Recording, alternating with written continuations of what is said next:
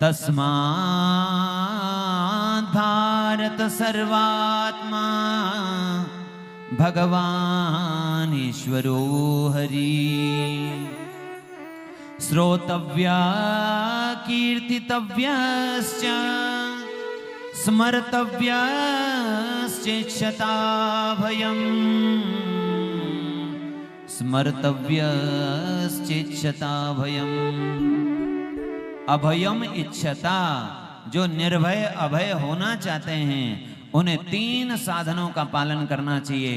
पहला साधन श्रवण, फिर कीर्तन और तीसरा साधन स्मरण।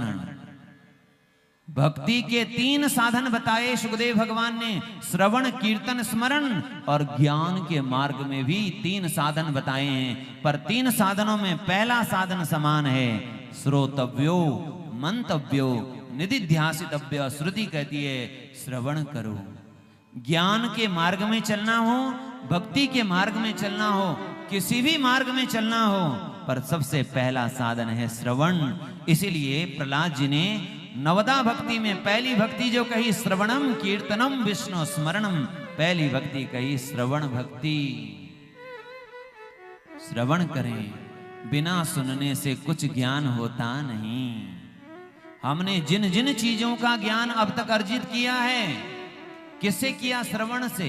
माता ने कहा, पिता ने कहा, लोगों ने कहा, इसको घट कहते हैं, इसको पट कहते हैं, इसको मट कहते हैं, इसका नाम यह है, इसका नाम यह। सुन सुन करके हमने जैसे संसार का बोध प्राप्त किया, वैसे सुन सुन करके श्रवण करके भगवान का बोध और भगवान का भाव भी हमें प्राप्त होगा। पर 3 साधन बताए, श्रवण कीर्तन और स्मरण। कीर्तन को बीच में रखा, श्रवण और स्मरण को दोनों तरफ कर दिया। मानो इसको बीच में इसलिए रखा कि इसको अंगी बना दिया, दोनों को अंग बना करके कीर्तन को मुख्य साधन बता दिया। कीर्तनादेव कृष्णस्य, कीर्तन को ही मुख्य साधन बताया।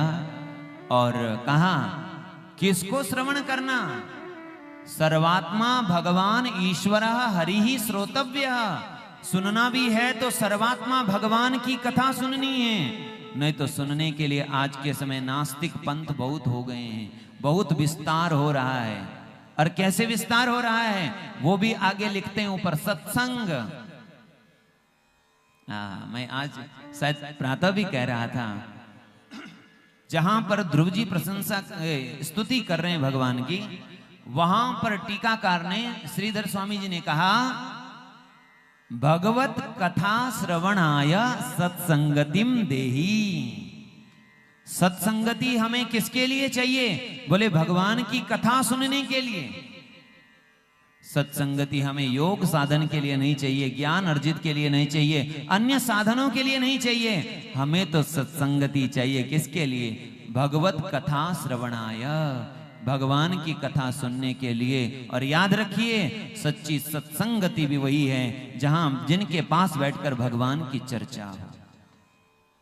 इसकी चर्चा, उसकी चर्चा, इसकी चर्चा, उसकी चर्चा, ज्यादा व्यवहार की चर्चा नहीं। जिनके पास बैठकर भगवान की केवल चर्चा हो, केवल भगवान की। और यहां भगवान हरि क्यों कह दिया? बोले इसीलिए क्योंकि यदि भगवान हरि नहीं कहेंगे तो कुछ लोग देवी देवताओं को भी हो सकता है उनकी भी सुनने लगे, उनकी कथा भी सुनने लगेंगे।